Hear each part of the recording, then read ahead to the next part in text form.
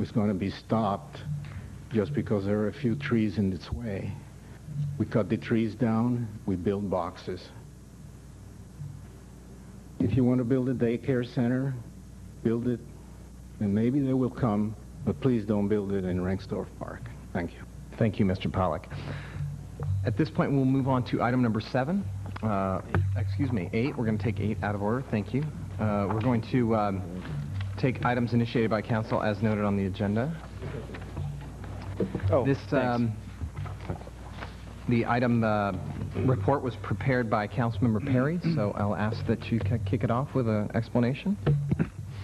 Sure. This item is asking the City Council to develop what our policy should be with respect to medical marijuana dispensaries. Majority of the voters, not just in the state, but in particular in our city, voted that they wished patients with serious ailments to be able to have access to marijuana if that's the medicine which best suits their needs. And right now in Santa Clara County, there is no way for them to actually obtain marijuana. So it's legal for them to use it, but they have no way to actually get it. And we had an applicant who came in asking to set up a dispensary. We have no way for currently dealing with that application other than to leave it to staff to make what ought to be a policy decision with reasonable safeguards at the council level. And I'm just asking the council to begin working on this issue and figure out what the city is going to do with this and any other future applications. Questions from council? Councilmember Kasperzak. Yes, I don't see the assistant city manager. I had asked if we could get some feedback from Santa Cruz to see what they've been encountering with their ordinance down there. And I was advised that we had something, but I don't know if the city attorney has that or... We did receive, this is... I know we had the ordinance, okay. but I was wondering about, right, I'd asked, about the stuff, so... You're on about Santa Cruz, Nadine. Sorry. You wanted information about what the situation was in Santa Cruz. Santa Cruz has had 3 weeks of experience. They do have specific zoning that has been instituted, and it's a special use permit that is considered by a hearing body in terms of an applicant coming in. And their first approval was in July of 2005, and it has been operating now for 3 weeks. Any additional information about that? I guess since it's only been operating 3 weeks, I mean, they don't have any experiences in terms of anything else other than it's been going for 3 weeks at this point. That's correct. Okay. 3 weeks? 3 weeks? Did I miss you? Okay. 3 weeks. Other questions of the presenter? Councilmember Pear. Can you tell me why this would not be distributed through a pharmacy like other drugs? Why is there a big issue here? There are very different issues for most drugs. I mean, if someone goes to a pharmacy with the exception of a few drugs like Vicodin, there isn't a resale market. Marijuana, you have very serious police issues with retail that you would want to address with your rules.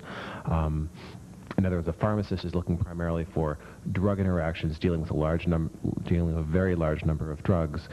This is someone who wants to address a very small number of patients. So for a medical marijuana dispensary, you want very few people to be going in because you're trying to control it to be only people who have a legitimate need. A pharmacy is general public access. So in one, you want it to be open to everybody. For the other, you want it to be only patients. And for that reason, to me, they're very separate issues. One is a small number of people with peculiar police issues. The other is a large number of people. And for pharmacies, our biggest issue is traffic, not everything that's involved with medical marijuana. I have a quick question because you cited in your comments, we've received some information on the percentage of voters in the county that passed 215, but you mentioned in particular in this city. Do you happen to have statistics on the support rate here in Mountain View? That No, I don't. Okay, I didn't measure each. Okay. No, it was just every area, including the county. And presumably the city is like the county. Right. Okay. Councilmember Means.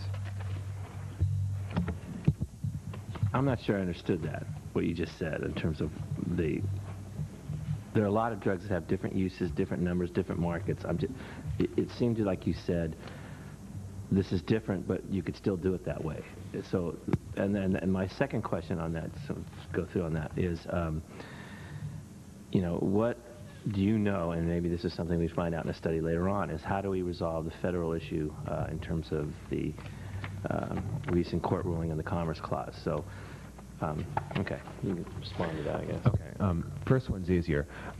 My point with respect to a pharmacy is essentially that there is no resale market in aspirin. That someone who's selling common drugs that are freely available, you don't have to worry about them being resold, you don't have to worry about street traffic, you don't have to worry about someone robbing a pharmacy to get a hold of the aspirin, because it's just not that valuable. You do have to worry about someone robbing a medical marijuana clinic. You do have to worry about someone reselling medical marijuana. And for that reason, a medical marijuana dispensary requires additional safeguards that are not necessary for a pharmacy.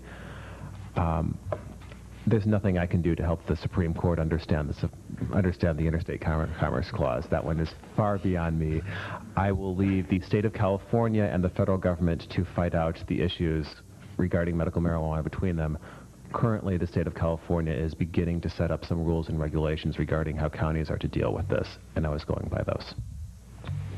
Great. Seeing no further questions, seeing one further question, Councilmember Pear. You do need a prescription from your physician, correct? Yes, that is part of the proposition. I'm going to turn to public input. I'm going to kind of represent our norms